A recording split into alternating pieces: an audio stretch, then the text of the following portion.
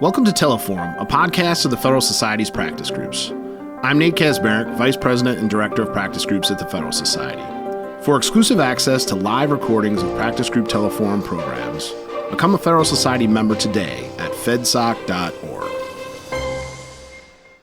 Hello, and welcome to this Federalist Society webinar call. Today, October 13th, 2023, we're delighted to host an installment of our Talks with Author series on what it means to be human, the case for the body in public bioethics. My name is Kayla Kleist, and I'm an Assistant Director of Practice Groups here at the Federalist Society. As always, please note that all expressions of opinion are those of the experts on today's program, as the Federalist Society takes no position on particular legal or public policy issues. Now, in the interest of time, we'll keep our introductions of our guests today brief, but if you'd like to know more about either of our speakers, you can access their impressive full bios at fedsoc.org. Today, we're fortunate to have with us Professor O. Carter Snead, who is the director of the D. Nicola Center for Ethics and Culture and a professor of law at the University of Notre Dame Law School. He's an expert in public bioethics and governance of science, medicine, and biotechnology in the name of ethical goods.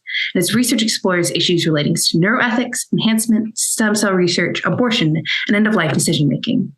He's authored more than 40 journal articles, book chapters, and essays, and is the author of the book being discussed today. Prior to joining law faculty at Notre Dame, Professor Snead served as general counsel to the President's Council on Bioethics. He also led the U.S. government delegation to UNESCO and served as its chief negotiator for the Universal Declaration on Bioethics and Human Rights, adopted in October 2005. He also served as the U.S. Department's permanent observer to the Council on Europe Steering Committee on Bioethics. And finally, in 2016, he was appointed to the Pontifical Academy for Life, the principal bioethics advisory body for Pope Francis. Also joining us today as our moderator for the conversation is Professor William Saunders, who is a professor focusing on human rights, religious liberty, and bioethics at the Catholic University of America, where he also serves as director for the Center of Human Rights. Additionally, he's a law fellow with the Institute for Human Ecology, professor and director of the Program for Human Rights at the School of Arts and Sciences, and co-director of the Center for Religious Liberty at the Columbus School of Law. Professor Saunders also serves as a senior fellow with the Religious Freedom Institute and is an affiliated scholar with the Pellegrino Center for Clinical Ethics at Georgetown University School of Medicine. He's president of the Fellowship of Catholic Scholars and a member of the boards of the International Association for Catholic Bioethicists, the International Right to Life Foundation, the Institute on Religion and Democracy, and the Society for Catholic Social Scientists. And I'll leave it there. One last note throughout the panel, if you have any questions, please submit them via the question and answer feature found at the bottom of your Zoom screens so that our speakers will have access to them when we get to that portion of today's webinar. With that, thank you all for joining us today. Professor Saunders, the floor is yours. Thank you, Kyla. I just want to say for the people listening about the format, we are going to have a good discussion about Professor Snead's book, and we're going to explore certain themes and talk about its application in a particular public policy arena, but we're going to open it up for questions at the end. So the way I envision this going is we'll talk about the book and then apply its analysis, as the book itself does, to an disputed area of public policy, particularly end-of-life decision-making. I do want to say that just to supplement what Kyla said about Professor Snead, is he was just named the Charles E. Rice Professor of Law at Notre Dame Law School. He has an endowed chair now. He's been a professor, of course, before, but now he's the holder of an endowed chair. And also, I want to say about this book, we're going to talk about a couple of things that I hope will whet your appetite of those listening. I mean, I, of course, have read the book, and I think it's a tremendous book, which I'm going to probably have all my students read, but I'm not the only one. It was named one of the 10 best books of 2020 by the Wall Street Journal, and one of the 10 best books to understand the abortion debate in the United States by the New York Times in 2022.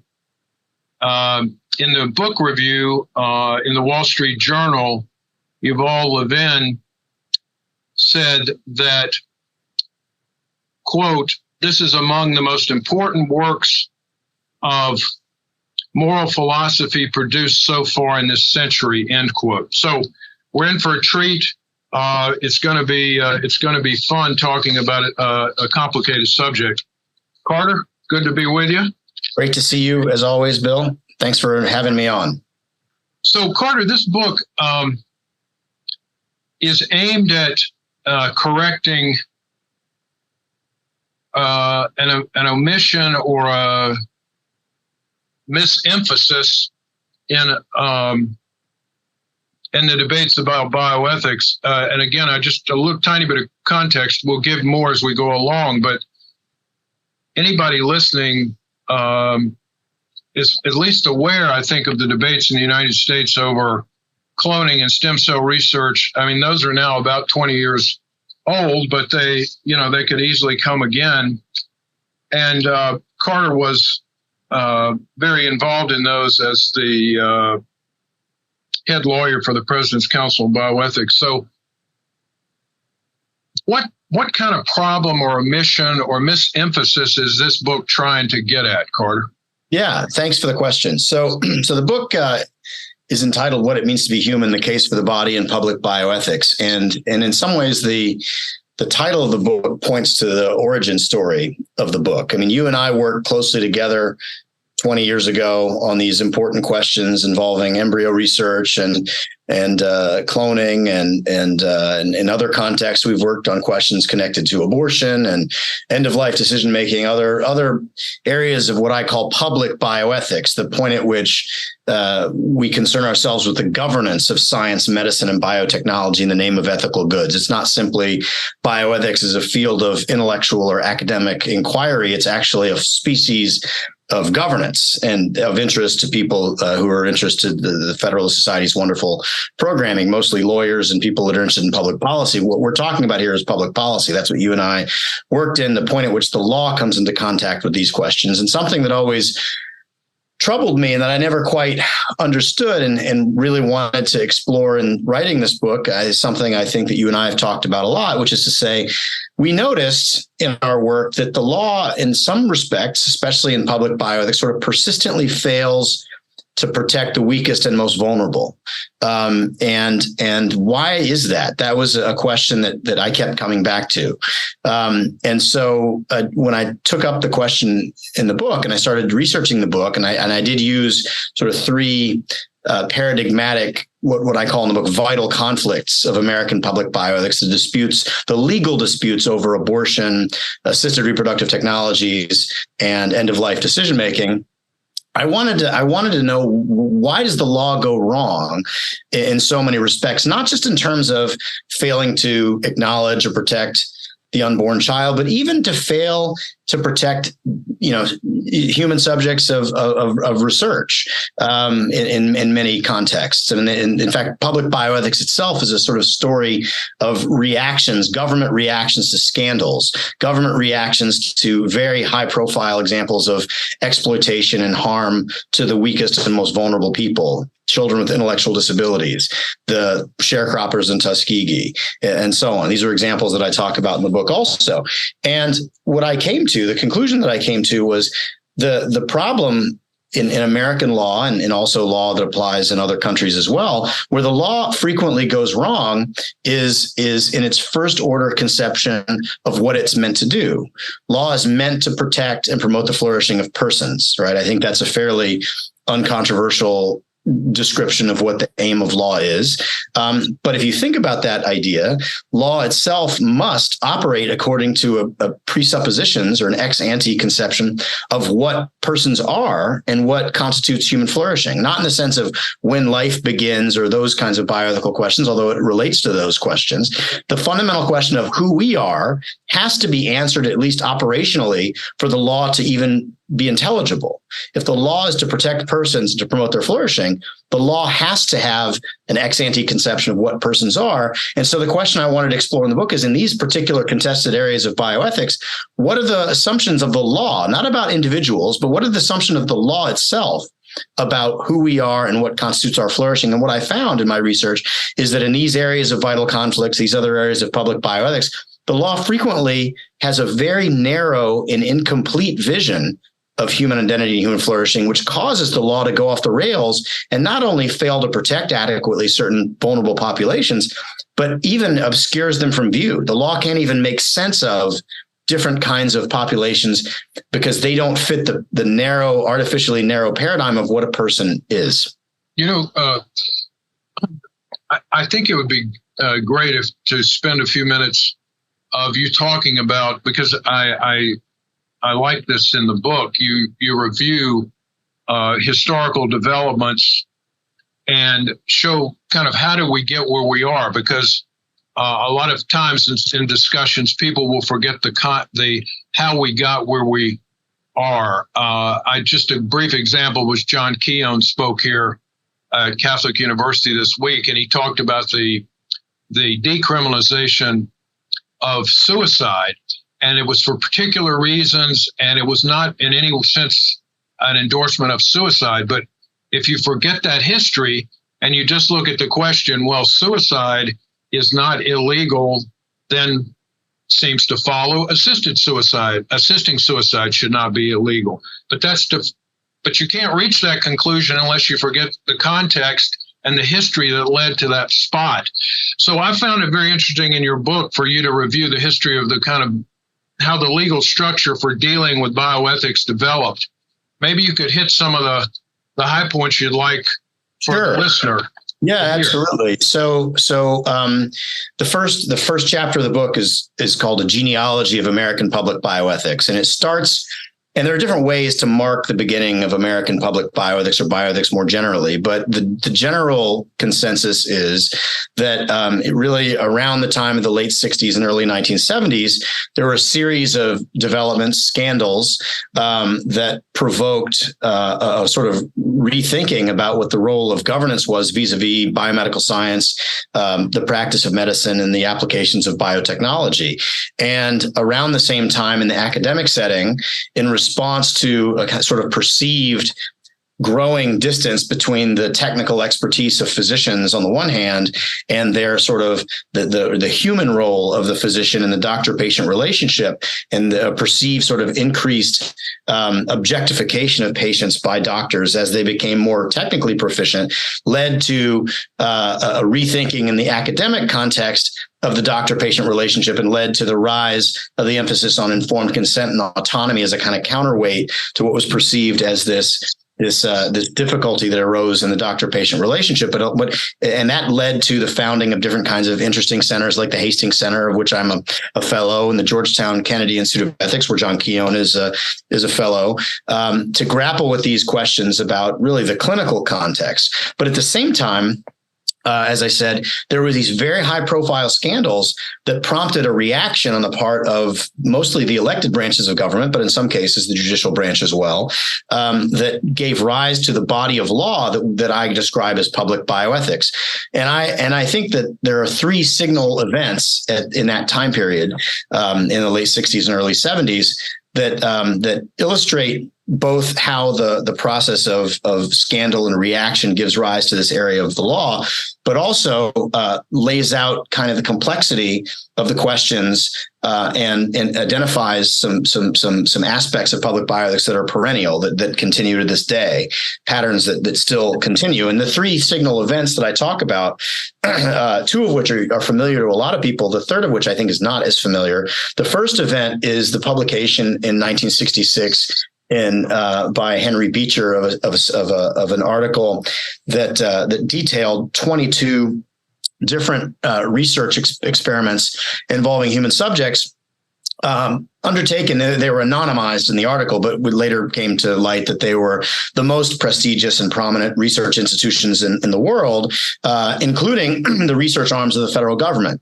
And these were research protocols involving 22 cases of very vulnerable people. And in only 2 of the 22 was there even a mention of the idea of informed consent.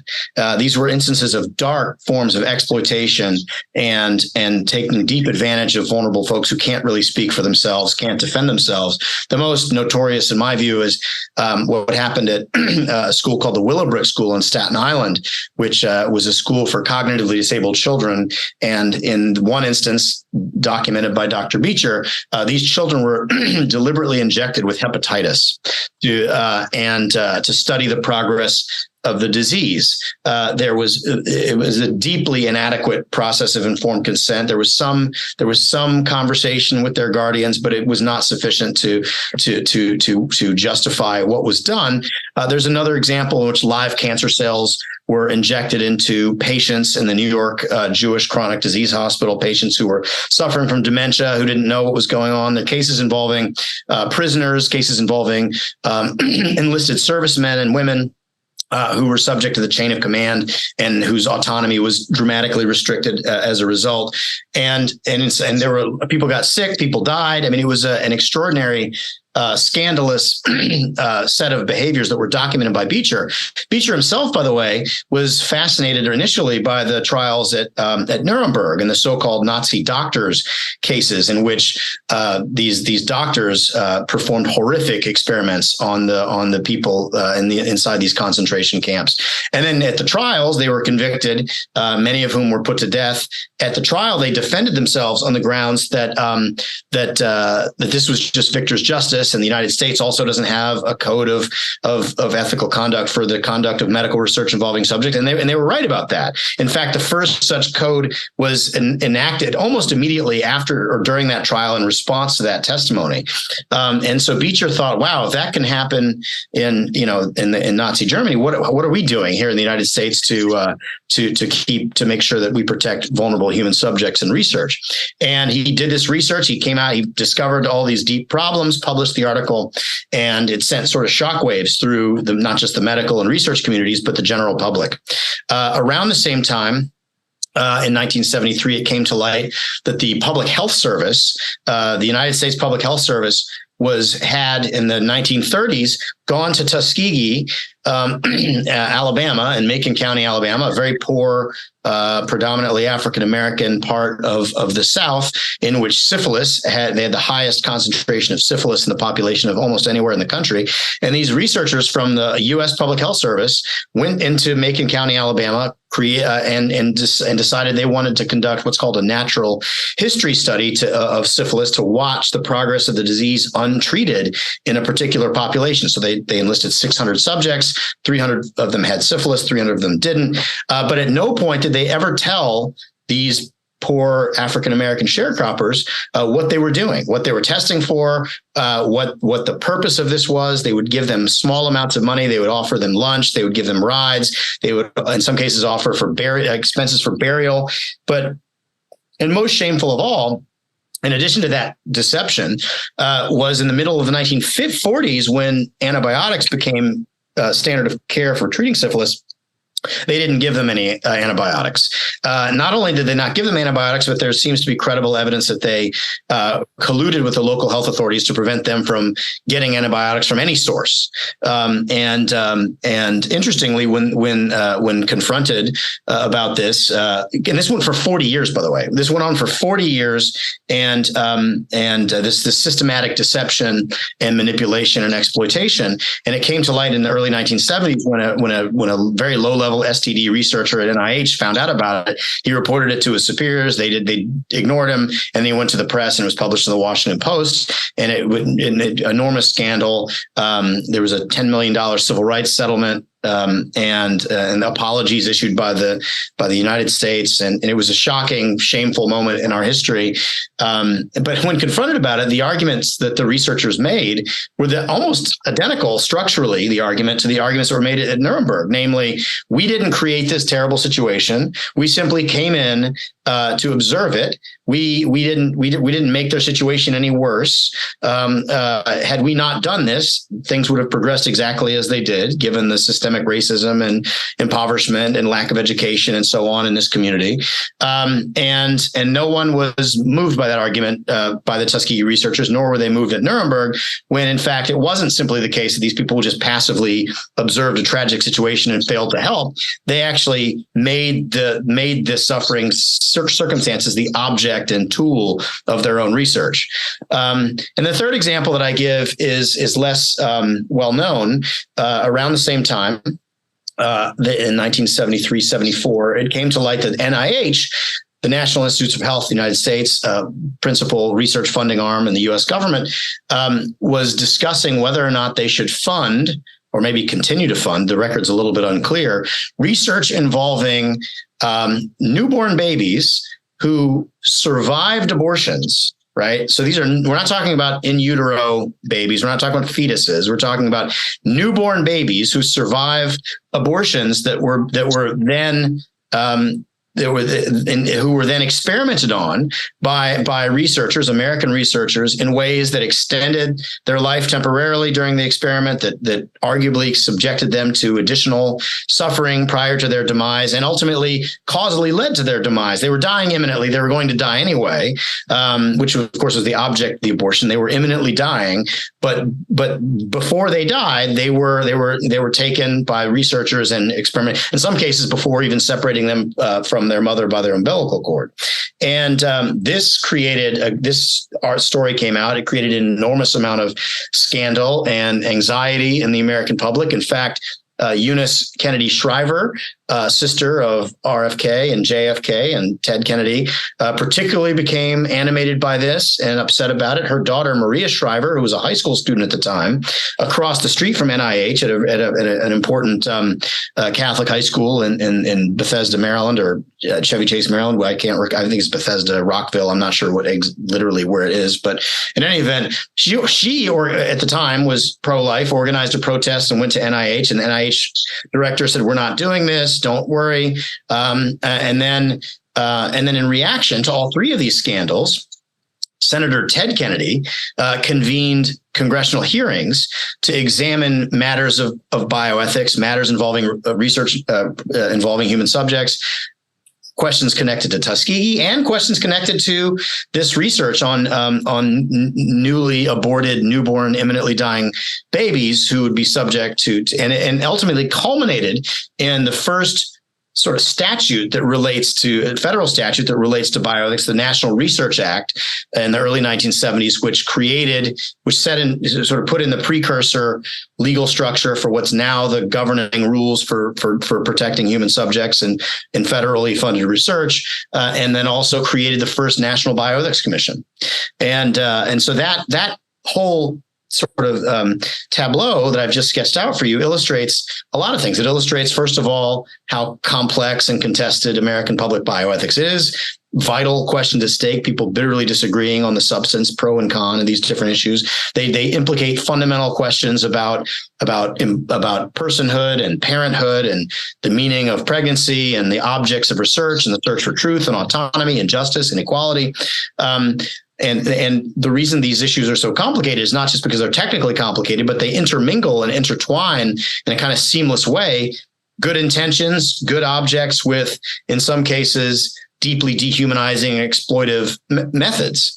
And one of the other things that we notice about this, and I'm sure you notice too, is that a natural impulse is to try to use autonomy and self-determination as the guiding goods to construct a legal solution to this, saying, okay, well, informed consent is the answer to this problem. We have to secure autonomy. And we repaired autonomy both because freedom is important, but we also do it because it's something that in principle people can agree on in a pluralistic society. At least we can all agree that we should be able to make our own minds up about these hard questions. But what we see from those three signal events is it's not the failure to maximize the autonomy of those children at Willowbrook or the dementia patients at New York Chronic Jewish Disease Hospital, or even the sharecroppers in Tuskegee, and certainly not the newborn babies in Scandinavia where the American researchers were doing this troubling research. Autonomy is not the intelligible category that we should appeal to protect vulnerable people who can't protect themselves, even if they were given the freedom to do so, right? Sometimes vulnerability invites protection rather than simply saying, let me empower you to make your own decisions. And so that led me to certain insights about, well, if that's the solution, if that's the legal framework, what does that say about ex ante perceptions or ideas or conceptions about what persons are and what's required for their flourishing and for their protection? So the law, these scandals resulted in a legal response through the hearings and subsequently, but it's proven to be inadequate. Or maybe you'd say a word about that. I mean, why has the law not been able to reach a point where we're able to resolve these contested issues in a, appropriate or not in a deeper, richer way than we do? Yeah. So the argument that I make in the book is that if you drill down in a kind of inductive way, that is, if you do what I call, and this sounds highfalutin, but it's not really, I call it as an inductive anthropological inquiry. If you take a look at the law as you find it, as it lies, and you ask the question, not just doctrinally, how does this work, or what are the mechanisms at work here, or even asking the questions, what goods does this law mean to pursue and what harms does it mean to avoid? But you drill down even more deeply still and you ask, what vision of the person is driving all of this? Like, as I said before, I mean, a lot of people, a lot of folks, even a lot of lawyers think about law as a kind of neutral tool that can be harnessed in whichever direction we prefer, depending on our normative prior points of view. But instead, I argue that the law can't avoid answering the question, and it usually does it implicitly without actually acknowledging it, the anthropological question. That is, what is a person? What is human flourishing? And so the first task is to drill down into the law and say, well, what is the answer to that question?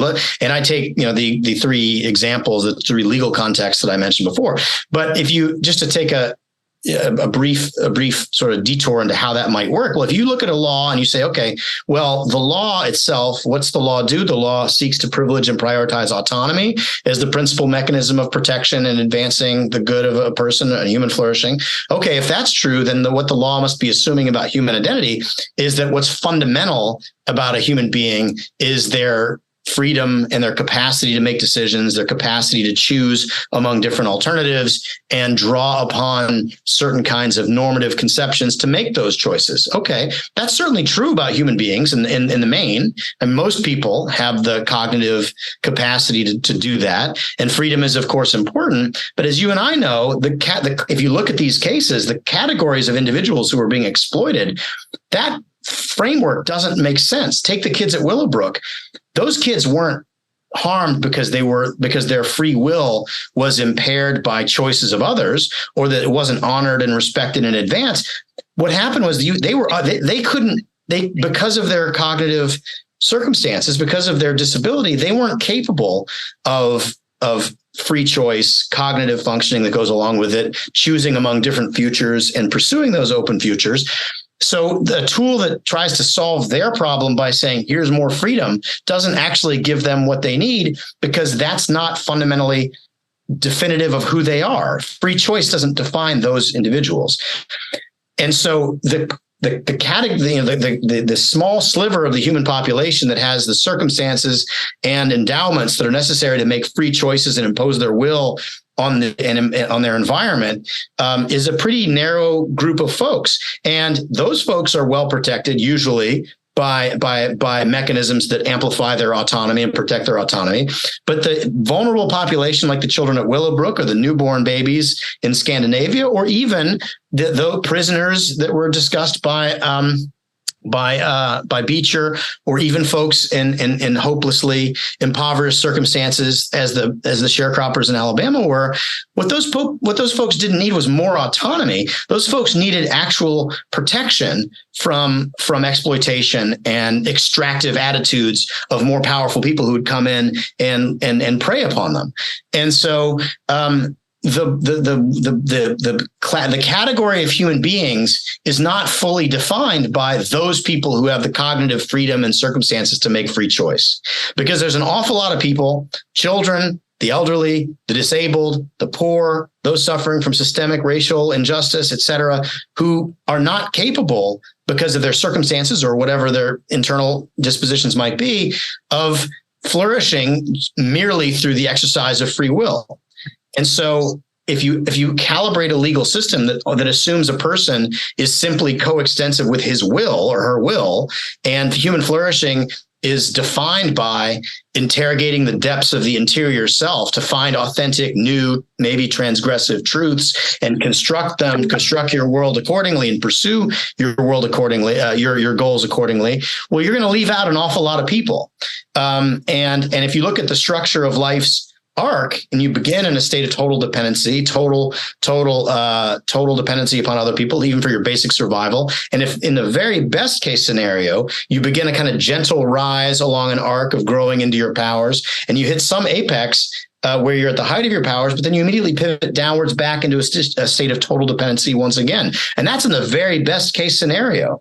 So an anthropology that defines people as coextensive only with their will and defines their flourishing as discovering and pursuing those truths that come from inside, really only speaks to one very narrow sliver of the population at one narrow moment in the lifespan. And I argue in the book that the reason that that anthropology goes wrong is because it fails to take seriously our embodiment. It fails to take seriously the fact that we are not merely disembodied wills and minds, and to define us in that way is to go wrong. Of course, we have minds, and we're individuated, and we're particular, and we're free, but that doesn't exhaust the definition of who and what we are. We are the dynamic, integrated unity of mind and body, and as living bodies, not a mind that has a body, but as an integrated being that is a living body, we are vulnerable. We are mutually dependent upon one another, and we're subject to natural limits. And that is definitive of our experience. And you see those limits playing a significant role in all those three formative examples that I sketched out for you in the history of American public bioethics. And instead of adopting an anthropological view of the person that takes into account embodiment, what the anthropology that goes wrong is tracks very closely what philosopher Charles Taylor, and my colleague Alistair McIntyre, after a fashion, and Michael Sandel, and originally sociologist Robert Bellah calls expressive individualism, that defines the person in that narrow way that I just sketched out for you. Yeah, I think in the book you have a great turn of phrase where you essentially say the way out of this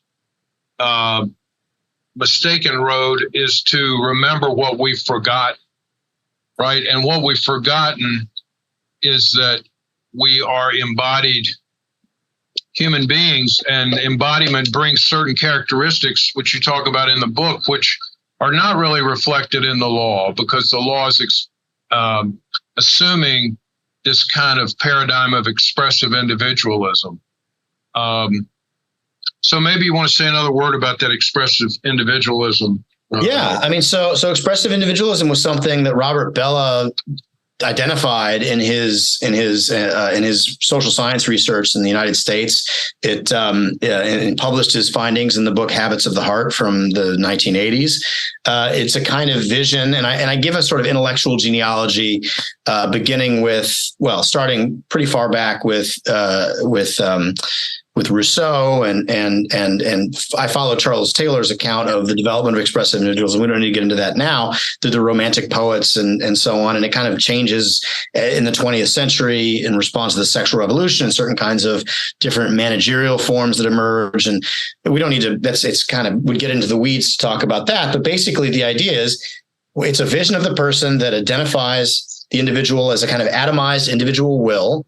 The basic unit of reality is the individual, and the individual person is defined simply by their cognitive endowments.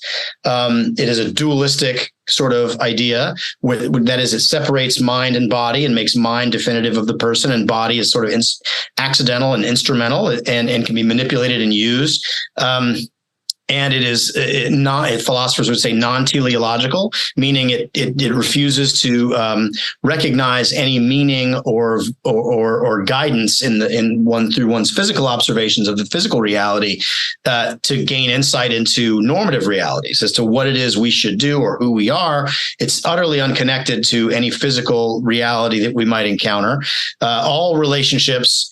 All encounters are basically instrumental towards pursuing flourishing within this worldview, which is defined by first interrogating the sort of interior of one's own sensibilities and sentiments. The only thing that's morally definitive is the sort of inner voice, and external sources of information authority may be useful. They may not be useful so long as they correspond to what the normative goals are that come endogenously or inside from the individual who formulates his or her own unique life plan and then pursues it in a single-minded way, sometimes collaborating with other people who have similar views. Of course, as soon as the community of interest ceases to be, they would break apart. But sometimes encountering other selves, atomized individual selves, in an adversarial way, in relationships of strife, and you have to overbear the will of another. But ultimately, it's a very lonely, individual existence, and flourishing is defined in this sort of narrow way. And all constitutive attachments, all relationships to family, to tradition, to culture, to community, to nation, all of that is purely accidental, instrumental, and used to as it's valuable, or discarded as it's not valuable, including familial relationships, if it doesn't serve the interior projects of the will. And one thing that's really important about the kind of normative frame of this anthropology is that there's no such thing as an unchosen obligation in this framework. Mm-hmm. That is, no one has a claim on my care or concern or action absent some kind of usually prior contractual agreement. It doesn't have to be formal, but some kind of prior consent on my part. There's no one who can say to me, you have to help me by virtue of this relationship that we have. And that includes parents and children, right? The notion of family and parenthood is also on the table as useful or not useful within this framework. And you see this play out again. This is not something I began with as a first principle and then deduced. This is something that bubbled up from looking at the legal structures and texts that I study, and found that, wow, okay, so looking at the legal structures, how do we reason backwards to the vision of the person that's animating this? And in many instances, this is precisely what I found. So,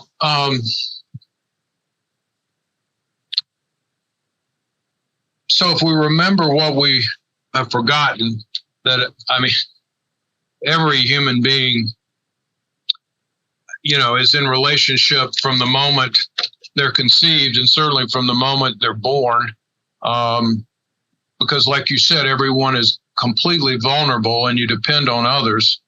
And then whatever context you grow up in, there are some others around with whom you are in some kind of relationship. And for most people, or maybe not for most people, but for lots and lots of people, it's in a family and then a community, etc. So if we discover that we are embodied persons in a community, what difference does that make for the law? Well, so I go back to the first proposition that I started with, which is to say what law is, or the purpose of law is to protect and promote the flourishing of persons. That's what law is for. Okay. Therefore, you must have a prior conception of what persons are. And if you go wrong, if you're confused or make a mistake about what persons are and what constitutes human flourishing, then you're going to build legal structures that are inadequate to protect people and to promote their flourishing. And so what I argue in the book, and I try to show this using these three different examples, that the law in fact leaves unprotected and uncared for, significant portions of the human population, and why that might be. And so, and in the corrective for that I argue in the book is a kind of, whereas the diagnosis is a sort of forgetting about embodiment, a forgetting of the body. Alistair McIntyre is the first to use that phrase, being in Dependent Rational Animals. Certain visions are forgetful of the body. My answer is you have to remember the body, and you have to reintegrate the notion of the embodied self into our conception of persons, and then therefore animate legal structures and protections for the full scope of the human family, including those who aren't capable of exercising free choice, right? Which is a huge percentage. It's everybody at some point in our lives, but there are huge portions of the population, as I said, children, the elderly, the disabled, and so on, whose autonomy is completely diminished by virtue of those circumstances. And so what I argue, what it means to remember the body is to ask the question of, well, what exactly, if not merely the freedom of the unencumbered will, if that's not the only thing human beings need for flourishing, and I don't mean, again, to diminish the value of freedom or the importance of individual decision making, or even the importance of consulting the interior sensibilities one has to construct an authentic future for yourself, or to even bear witness against, problematic, social forms that deserve to be transgressed, right? Like that's valuable stuff, but that doesn't exhaust the full definition of what persons are and what their flourishing is. So what I try to do is broaden out the concept of what constitutes human flourishing for an embodied being in time who is fragile and corruptible and gets sick and dies. And so I look to the work of Alistair McIntyre. I look to the work of Charles Taylor and some others. And what I found was, and what I argue is, that persons as embodied selves don't merely need freedom of the unencumbered will. People do need freedom, and they are individuals, and that's important. But what they also need are what McIntyre calls networks of uncalculated giving and graceful receiving of persons in these webs of connections to one another, who are willing to make the good of the other his or her own good without counting the cost. Okay. And it's not even possible to imagine surviving beyond infancy or before that without someone who makes your good their good without counting the cost. Parents don't care for them. And the paradigm for this obviously is parenthood, the parent-child relationship, right? Parents don't take care of children because they have a contract to do so. Parents don't have to have a promise that they've in some kind of formal agreement that predates their obligation to their child. They have a natural obligation to care for their child by virtue of the kind of relationship it is. And in a similar way, a child doesn't have to earn the privilege of being cared for by his or her parents. Right. It inheres in the natural relationship itself. So the networks of uncalculated giving and graceful receiving are these webs of people who first of all, we depend on for our basic survival, for sure at the beginning of our lives, and probably at other points in our lives as well. But also by living in these networks, we learn to become the thing that I normatively argue we're supposed to be, which is to become the kind of person who can make the good of another person our own good without counting the cost.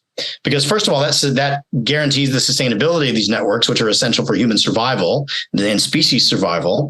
But secondly, normatively speaking, I think that's what human beings at bottom are when they're at their best. People are most human when they're taking care of one another. That's what's definitive of human flourishing, is caring and being cared for.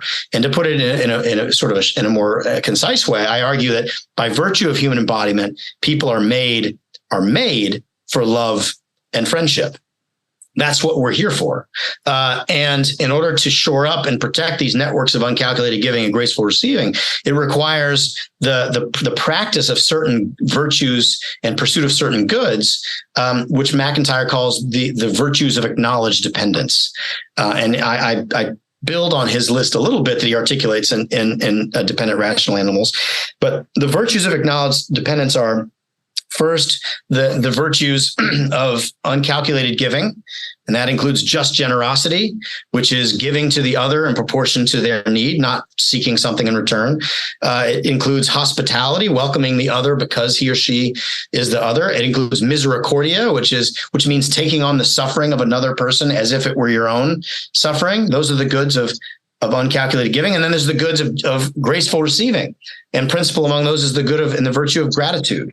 Right? And that engenders other goods of graceful receiving: humility and solidarity and respect for human dignity, and so on. All of which really could be redefined under the aegis of genuine, authentic friendship. Well, Carter, I think it'd be interesting if we take this and talk about it in the context of end-of-life issues. You and I spoke briefly. I mean, in my opinion, these end-of-life issues are they're important kind of society-wide, but they're going to explode in magnitude in just a few years as we have fewer children born and increasing elderly population and more healthcare costs, et cetera.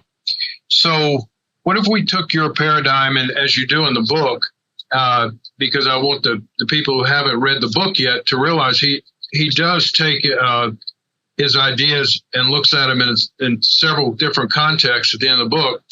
But maybe you could say a few words about how that might apply in the end of life and how it might be different from the way we're kind of looking at it now through the law.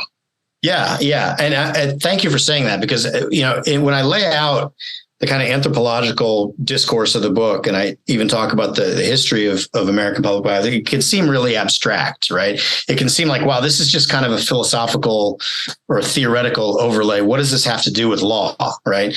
And in the book, the bulk of the book actually is direct application to concrete legal questions, right? And just to be clear, when I talk about these presuppositions about personhood, expressive individualism being, I think, a flawed anthropological premise, and the sort of anthropology of embodiment, which I argue is a more complete and more accurate version of what a human being is and what human flourishing is. I'm not talking about the attitudes or presuppositions of people. I'm not directly. I don't mean like people who seek assisted suicide, or people who seek or provide abortions, or people who use different techniques of assisted reproduction. I'm not talking about what those people think about themselves, how they think about themselves, what their individual anthropologies are. That's not what I'm talking about. I'm talking about the presuppositions of the law itself, right? And there's a big difference with it. I'm not criticizing people in this book. I'm criticizing the law, which has to accept or occupy a particular point of view about anthropology as I'm using it, not in an academic sense, but in sort of the original sense of what it means to be a human being. So the question is, you look at the law, you take the law, you drill down, and you say, well, what vision of the person is animating this legal structure? Not what do people who do these things think about themselves? That's what Robert Bellow was doing. That's not what I'm doing, just to be perfectly upfront about that. But I do. So when I look at these legal questions, and you're asking about end of life decision making, in chapter 5 of my book, I take up the questions around death and dying, and I take up the questions of end of life decision making and the legal structures we have in place for that. And then I have a section on assisted suicide.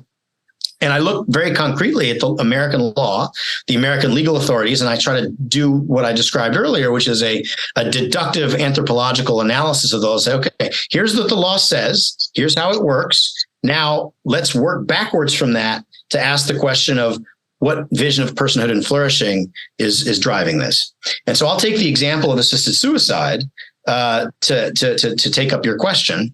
And what I do is I take the paradigmatic statutory scheme and regulatory scheme of Oregon on assisted suicide and say, okay, let's look carefully at the Oregon law and sort out what assumptions are embedded in that law about human identity and human flourishing, such that it determines what the mechanisms or solutions are to the problems around the question of assisted suicide, or the problems to which assisted suicide is one proposed answer.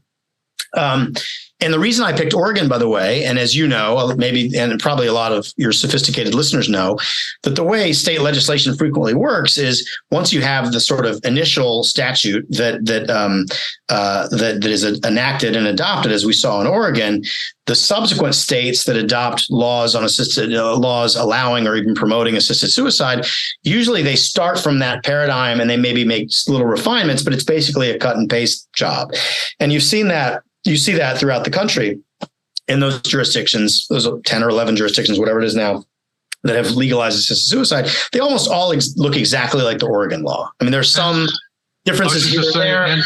I was just sorry to interrupt you, but the Oregon model is, looked at internationally as well. I mean, the UK is right now looking at a version of the Oregon model, but go ahead. Yeah. Yeah. So, I mean, if you look at the Oregon law, and I have my book right here, you can see the lovely the paperback version on sale now at Amazon.com.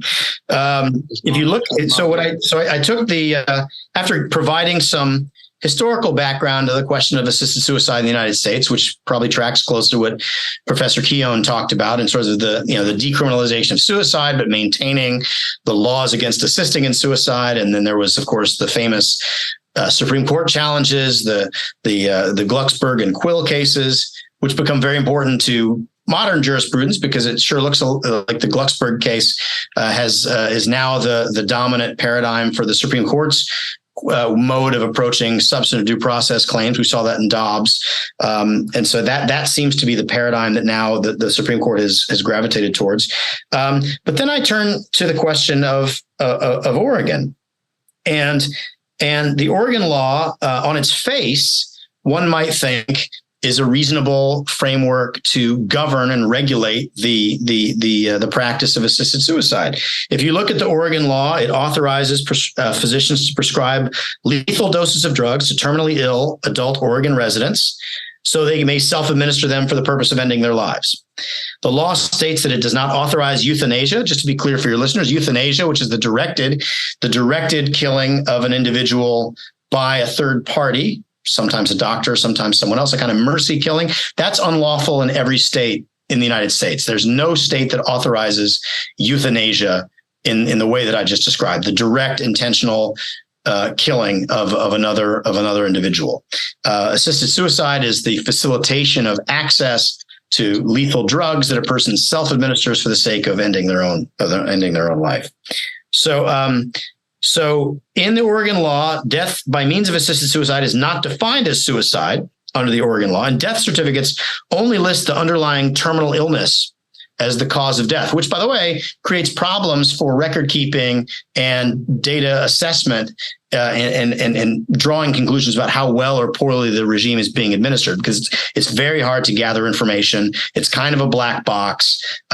Even those who are charged with administering the law in Oregon have admitted that they don't have the resources or manpower or even regulatory tools to have robust, comprehensive auditing of this system. So there's a lot that we just don't know about what goes on in Oregon. And it's certainly not the case that Oregon has proven is proof of principle that you can have a functional and good system of regulating assisted suicide. There's just too much that we don't know about it.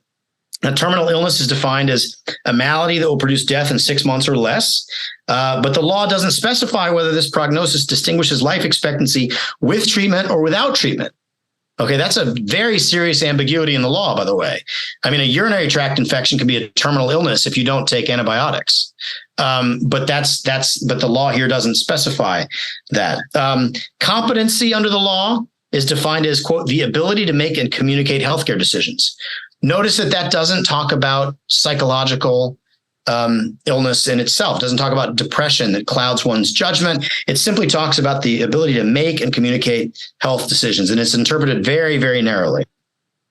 To get a prescription, patients are required to make 2 oral requests to the physician. It doesn't have to be the same person, separated by 15 days. Recently, the state enacted a waiver provision for cases where the doctor believes that the patient might die during the waiting period. The patient must also issue a written request signed by 2 witnesses, though there are no significant restrictions on who these witnesses are or might be. 2 physicians, one prescribing and one consulting, have to confirm the diagnosis, the prognosis, and the capability of the patient to make the request pursuant to that very narrow definition. There's no mandatory psychiatric or psychological assessment. The prescribing physician must advise the patient of alternatives, including comfort care, hospice care, and pain control. But there's no requirement for the physician to have any expertise in those areas. Okay, which matters a lot because pain management and hospice care are very sophisticated areas of medicine. And if you don't know how to do those things, if you don't lack familiarity, it's very hard to convey to a person what the options are. And then the physician may request, though it doesn't have to require, that the patient advise the family members or next of kin of their request for the prescription. Almost all the doctors doing the prescribing in this case are members or affiliates of the organization called Compassion and Choices, which used to be called the Hemlock Society, which is the most well-funded and successful advocacy organization for assisted suicide. There is a very limited number of doctors in the state who are willing to prescribe these lethal medications, so it's a small number. Once the prescription is issued, there's no requirement that any healthcare professional be present for the administration of the lethal dose. Physicians are immunized from liability if they're found to have made a good faith effort to comply with the law, which is a very permissive standard in comparison to the usual standard for malpractice. So it's since 1998, as of the publication of my book, so this number has increased since the year 2020, about 1,500 people have taken their own lives. The number ending their own lives has steadily increased, doubling from the 4-year period of 2008 to 2012, from 2013 to 2017. The data is provided to the Oregon Health Authority by prescribing physicians. The state does not have funding or a mechanism to validate or audit those reports.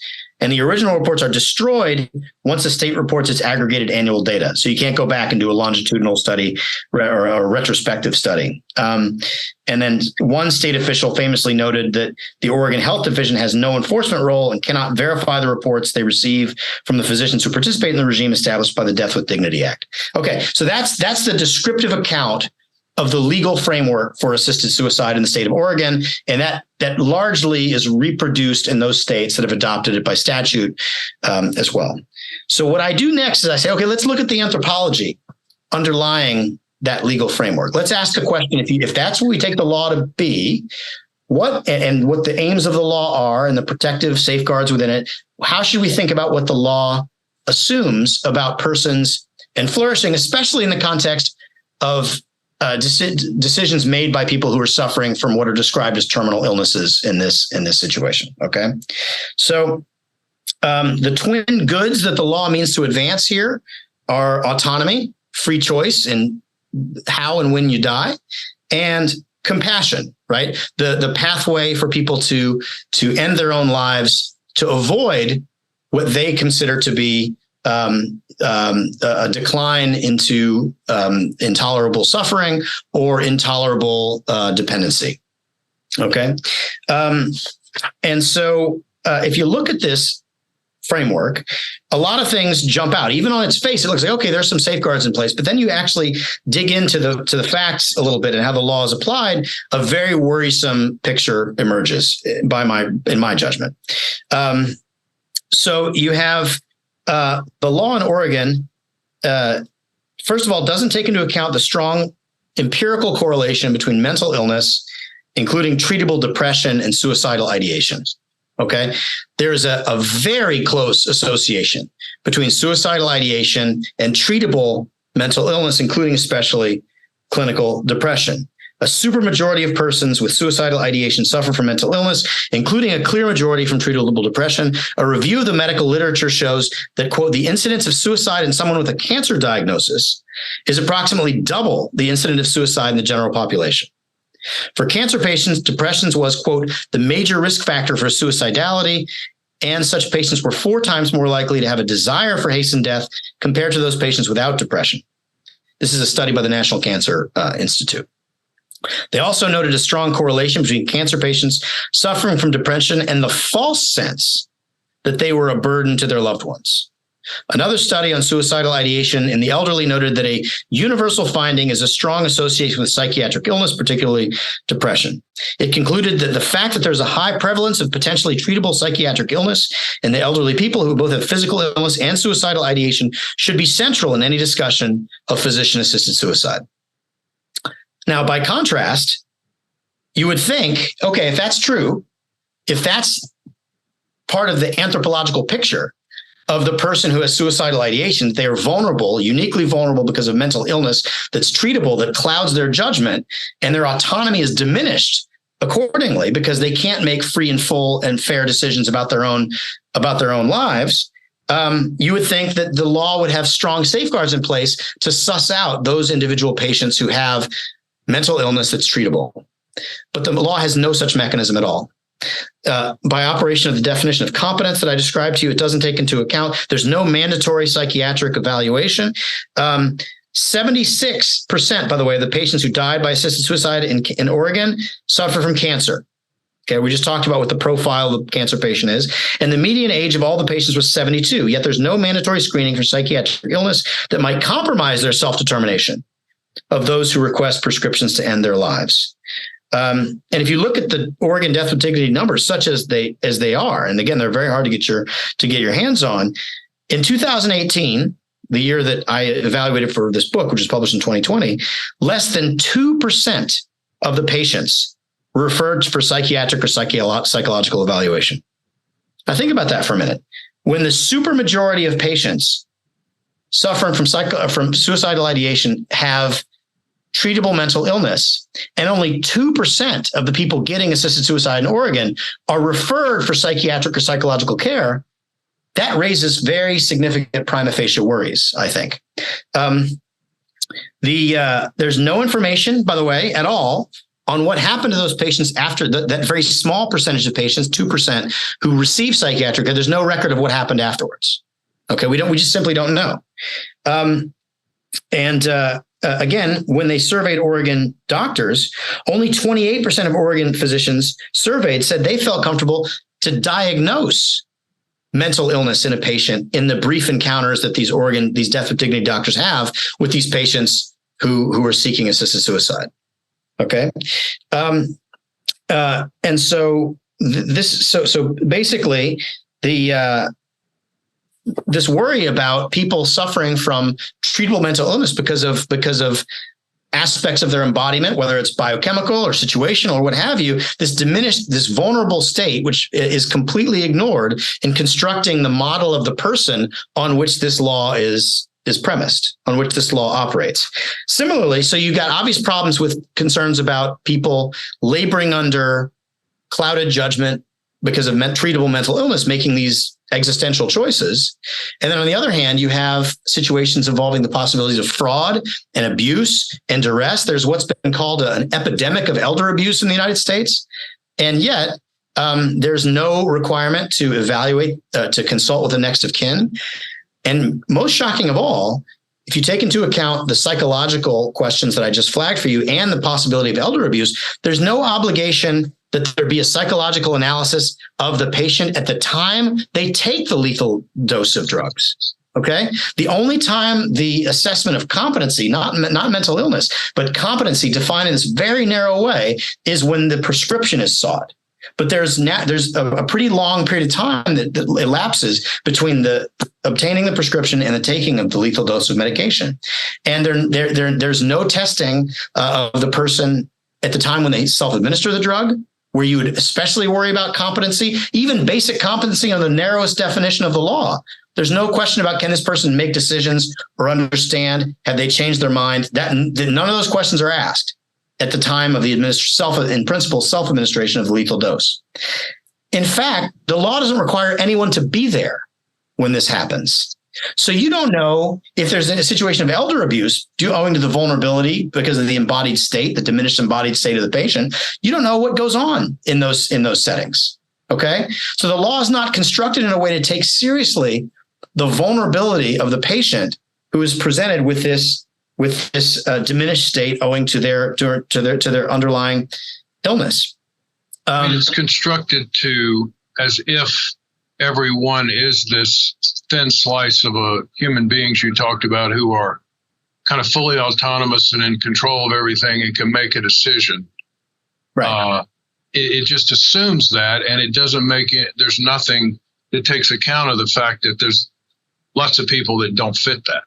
Right. And so you think about these extraordinarily vulnerable populations. Now it's possible. I don't mean to. And when Jerry Brown signed the law legalizing assisted suicide in California, he said, and it's very telling what he said. He said, I signed this law because I want to be able to make this choice if I ever decide that it's necessary in my life's course to end my life on my terms. I'm like, okay, maybe there are people like Jerry Brown who are extraordinarily wealthy and powerful and privileged, who can, with full presence of mind and autonomy of will, make a choice to take their own life. Okay, maybe I admit the possibility that those people there may be cases in which that's true, but that's not. You don't make public policy with that person in mind when you make public policy for all 30 million people who live in the state of California with rampant poverty and elder abuse and racial discrimination and everything else. You make public policy with those in mind who are uniquely vulnerable. And to build a law that assumes that the person you're protecting is the governor of California, as opposed to the weakest and most vulnerable, is I think it's misguided, but I don't think it reflects a deep anthropological confusion about about what's necessary to protect the flourishing and to protect persons in their flourishing. So, what social science evidence has shown is that in those jurisdictions where there's increased assisted suicide, the rate of hospice use and the quality of hospice goes down. And that's intuitively understandable, right? I mean, the path of least resistance. There are instances in which people are offered lethal drugs, but not expensive care. There are instances in which people report being pressured by their children or the people who are tasked with taking care of them to end their lives because they seem to be burdens, because they consider themselves to be burdens, or even in the absence of real coercion, a kind of misunderstanding of one's role as a burden to one's loved ones, right? And so, interestingly, in the early 1990s, Mario Cuomo appointed a task force to look at the question of assisted suicide and whether it should be legalized in the state of New York. And in that task force, called the New York Task Force on Life and Law, was not composed of conservatives. I tell you, they weren't people who were. They were very. It was a very progressive and liberal body that had, in principle, a kind of commitment to freedom, autonomy, self-determination. Vision, which of course are all goods and important goods, and they thought that was going to be decisive in their recommendation. Ultimately, they concluded that under no circumstances should assisted suicide be legalized in the state of New York because of the uniquely vulnerable people who would be endangered if that were put on the table. And you see all over in Canada, where people are getting assisted suicide because they can't find housing, or being encouraged to have assisted suicide because they have autism, or because they're tired of living, or because they weren't given a ramp to get their wheelchair up in a particular apartment building. You can see how far ahead Canada and the Netherlands and Belgium are in front of us in terms of the risks to these vulnerable populations. But let me just briefly read, and I'll stop. I've been long-winded here. The one passage from the New York Task Force on Life and the Law that I think is so important and illustrates the question of the anthropological question. Because if you look at the Oregon law, what the Oregon law clearly is designed to do is to protect and promote the flourishing of the privileged, of the wealthy, of those who are operating at the height of their cognitive powers, who are not encumbered by by confounding factors like mental illness or other experiential factors that diminish their autonomy, right? Because it fails to take the body seriously, because it fails to take into account all the confounding elements that embodiment can bring with it in its vulnerability and its weakness. So here's what the New York Task Force said. They said, "We believe that the practices of assisted suicide and euthanasia would be profoundly dangerous for large segments of the population, especially in light of the widespread failure of American medicine to treat pain adequately or to diagnose and treat depression in many cases." This is what we've already talked about, you and I. "The risk would extend to all individuals who are ill. They would be most severe for those whose autonomy and well-being are already compromised by poverty, lack of access to good medical care, and membership in a stigmatized social group. The risks of legalizing assisted suicide and euthanasia for these individuals in a healthcare system and society that cannot effectively protect against the impact of inadequate resources and ingrained social disadvantage are likely to be extraordinary." So again, if you want to build a law that protects persons in virtue of what and who they are, you need to take into account the distinctive vulnerabilities that we've been discussing. And the Oregon law and every single law that's been modeled on it systematically fails to do that. Well, Carter, let's take a minute just to see what questions we might have. And we can come back and explore what we're talking about in more depth, but just to give our listeners an opportunity to ask a question. They wanted your opinion on the use of puberty blockers for adolescent minors. It says, "I believe this issue not only pertains to people of the principle of individual autonomy, but also intersects with broader societal justice concerns, particularly in relation to the rights and well-being of minorities. In your view, how should public policies approach and address this complex and conflicting issue of puberty blockers for adolescent minors?" Yeah. So I honestly, I don't I've not studied the question of puberty blockers, how they work, how irreversible they are, the complications that follow from that. There's a lot of empirical assertions, and I'm only a very casual observer of this debate, this particular debate. There are people who know an awful lot more about it than I do. I mean, but I can speak to it as a parent and as a person who is mindful of the role of embodiment in constructing law and public policy. Yeah. And so I would preface my remark by saying this is something I don't know very much about. And as a scientific matter, as a cultural matter, but I do. But what I would say, and I'll keep it in line with the arguments of the book and my own views. If there are states, there's a pitched disagreement, right, in the public square about what the proper policy should be for children, and I'm limiting my comment to children, not adults, but children who experience gender dysphoria or identify themselves as a different sex than their biological endowments would reflect, and my view is, beginning with the paradigm that I'm trying to argue, which is to say human beings, by virtue of their embodiment, are uniquely vulnerable. They are uniquely dependent upon one another, and they're subject to natural limits. And as a result, are flourish when they are in networks of individuals that care for one another. Okay. I worry an awful lot when we talk about doing things with children, because that's a population whose autonomy is already dramatically diminished by virtue of being children, right? And it seems to me, if we're arguing about who should make decisions for children and the child's well-being, I think we should have a strong default rule of parents making decisions for their children. And I certainly wouldn't agree with the idea that school systems should override or conceal things from parents. And as a parent, that's something that I feel very strongly about.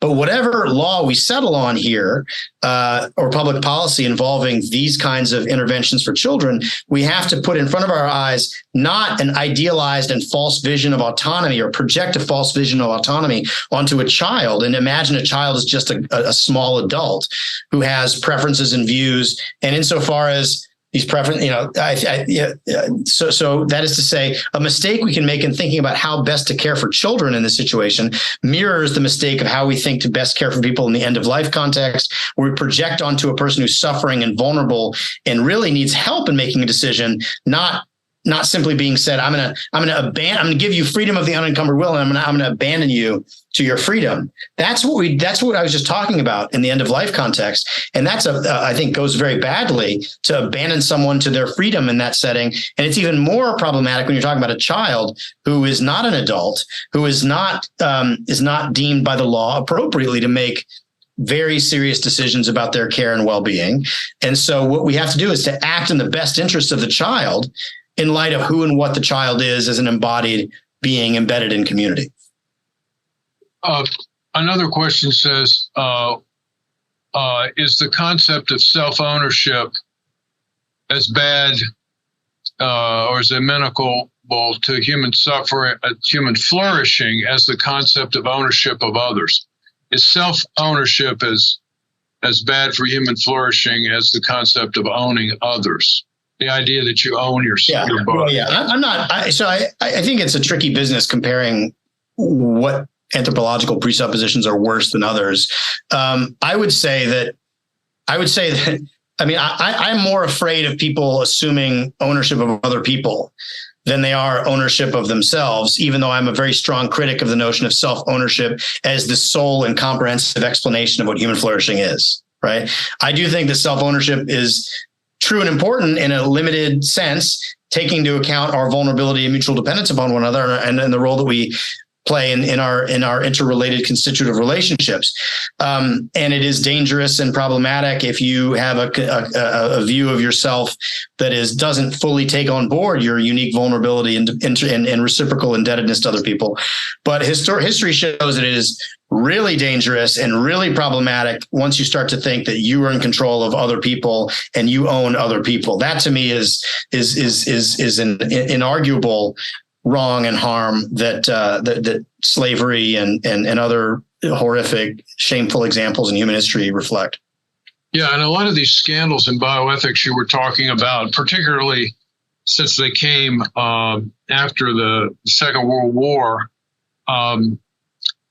reflect the idea that some lives aren't worth living or aren't equal enough or not worthy of protection or inferior and don't deserve respect, which is, I think, another kind of angle to that idea of owning others. I mean, you don't own human beings. I mean, you own cattle or you own property, so you see other human beings as being more like that than like yourself.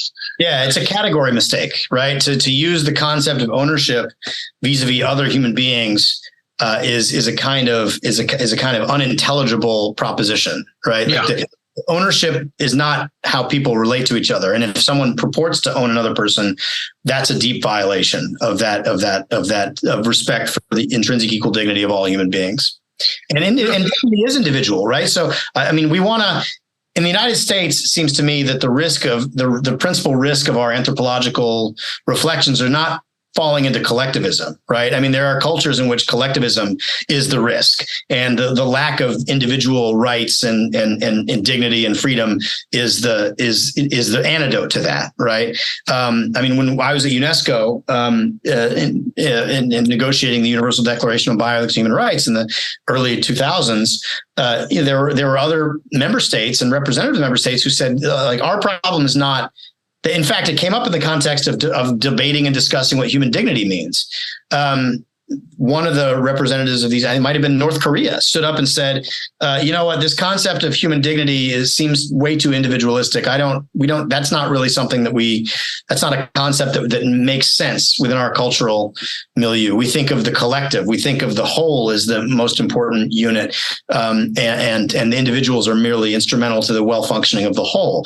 That's another kind of mistake that one, in my view, respectfully, can make. But the mistake that we make in our law touching and concerning these areas that I take up in the book is not the problem of collectivism or owning other people. The problem is a kind of outsized, unrealistic sense of radical individuation and expressivism. So, Carter, just going back to what you and I were talking about just a minute ago, how would this, remembering of our embodiment, how would that affect just say more general words about death and dying. Yeah, absolutely. Yeah. So, and the thing is, a common question is, well, okay, I agree that human beings flourish in community, that man is a social animal, and we can't abstract from that the individuated sort of pre-political individuated self is not actually a thing. That's a kind of construct. So what do we do?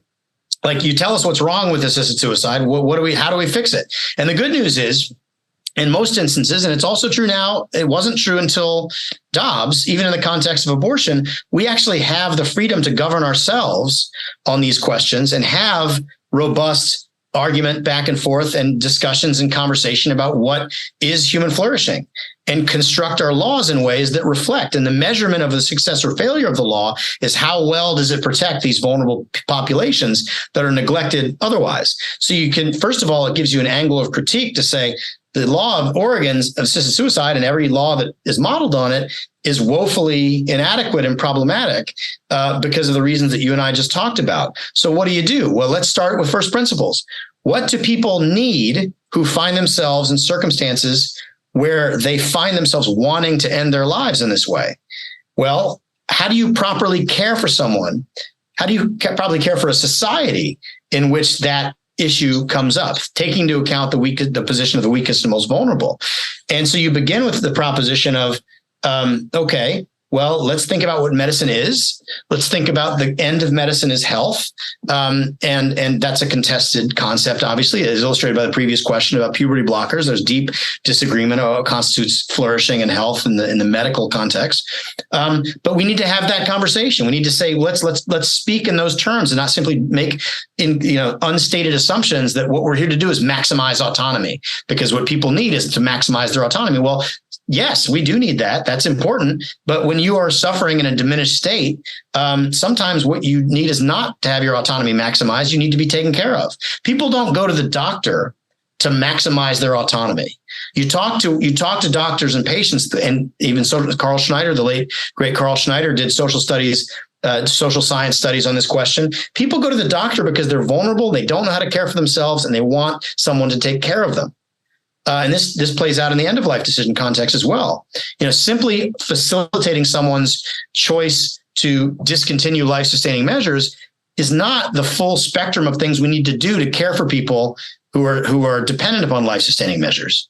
You have to take into account the fullness of what a particular individual needs and construct the law accordingly. And what that might look like in the assisted suicide context is to take assisted suicide off the table, because it's a path of least resistance that has intractable risks of fraud, abuse, duress, mistake, and exploitation. And then you increase hospice, pain management, and facilitate a more human context and get to the root of those questions. Why do these folks want to end their lives? If you do social science studies on the people who seek assisted suicide, it's not because they're intractable suffering. That's a very small percentage, actually, of why people seek to end their lives in that setting. It's because they worry about the loss of autonomy and being a burden to their families. So how can we configure a social framework in which those concerns are addressed without the solution being self-annihilation, right? So I think that's the kind of discourse that this anthropological inquiry can lead to. I don't have pat solutions to these problems, but I think it gives us an angle of critique to see the weaknesses in the current arrangement, and gives us a kind of set of concepts to discuss and debate amongst themselves in the democratic process and figure out how to govern ourselves on these hard questions. Yeah, and I mean, for instance, we could take into account the idea that maybe the law should find ways in which it helps to hold up extended families and things like that, because people who love you and want to take care of you need to at least not be inhibited by the law. So, in other words, we could structure policies so that kind of thing happens, because one of the things that leads to despair is also being on your own and isolated. And, if at least we could talk about whether that's something the law should address in some way. Yeah, I mean, what we see in some countries, and I'm not an expert on this, they talk about in Japan, there are these deaths of despair of these elderly people who die themselves, and their entire units whose job it is to go in and find people who have died by themselves and get and remove them from their apartments. I mean, that to me is it's a tragic reflection of just a failure of a society to take care of itself, for people to take care of one another. And there's a lot of reasons for that. I'm not indicting Japanese culture by any means. Please don't hear me to say that. I'm just saying any situation in which that's the output, lonely people dying alone, that's a problem, that's a pathology that needs to be addressed. We're going to run out of time pretty soon. I wanted to give you a chance, though, to say anything that you would like to, either about the subject or about the book, or what you hope a listener could, like I have said, I do think they should get the book and read it, because it's a wonderful book. But what would you like the listener to take away from today? Yeah. So one thing I try to make clear at the beginning of the book is that this book is not, there are philosophical ideas in the book. There's literature discussed, but it's ultimately a book about the law, and it's about the premises of the law, not the premises of individual people. So it's not meant to be a critique of people that I might disagree with on certain kind of public policy questions. It's meant to be a disagreement with the embedded assumptions of the law reflected in the law's doctrine and mechanisms about personal identity and flourishing. And I fully understand that we live in a pluralistic society where people have very strong disagreements about fundamental questions.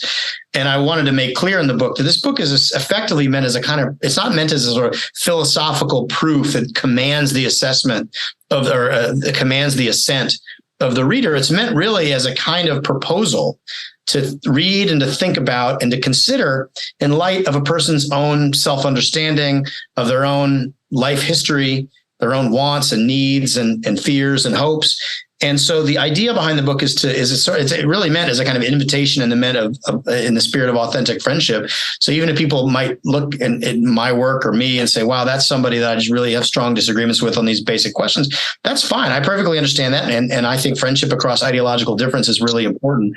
And so the spirit of this book is a kind of invitation to consider a perspective and to weigh it against your own self-understanding and experience and see if it resonates, because that to me is the standard of proof in the public square, right? Like, we don't live in a university. We live in a community where people have strong disagreements, and they're going to make judgments based on their own practical wisdom and their practical understanding. And that's what I hope people will do. They'll take the book, they'll read it. It's not just for people who share my underlying point of view about these contested questions.